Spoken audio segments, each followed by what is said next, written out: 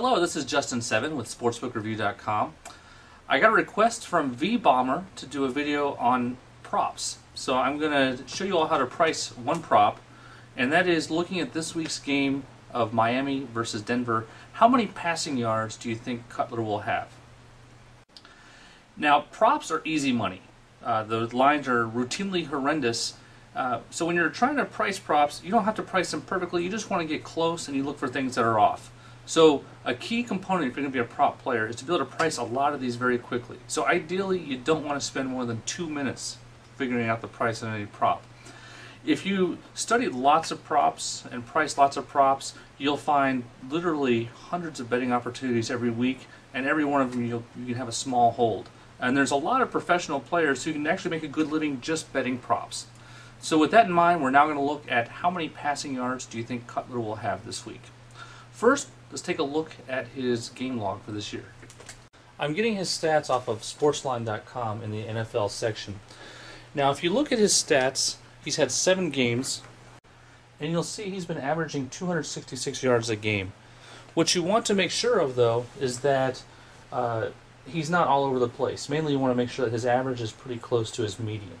So when you look at the yards for his 7 games, you'll see he has yards of 300, 350, 264, 361, 227, 192, and 168. The median is 264, which is very close to the average of 266. So you can probably use the average of 266 safely. The next key stat you want to look at is the defensive passing yardage, and you're looking for 2 things. You're looking for Miami's as well as the league-wide average. So from Sportsline, you can see the average is about 207 yards per game, and Miami is allowing 233 yards per game. So if Cutler would normally get 266 yards against an average defense, the average defense allows 207 yards, Miami averages allowing 233 yards. You do what's called normalizing a statistic, which is you multiply times Miami's yardage allowed and divide by the league yardage average allowed, and you get an expectation of 299 yards.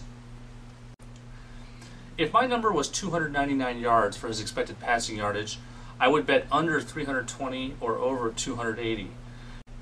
There's lots of ways you can improve this number. You could look more closely at injuries, at how the deviations were, the matchups, but just doing lots and lots of props very quickly, you're going to grind out a small profit.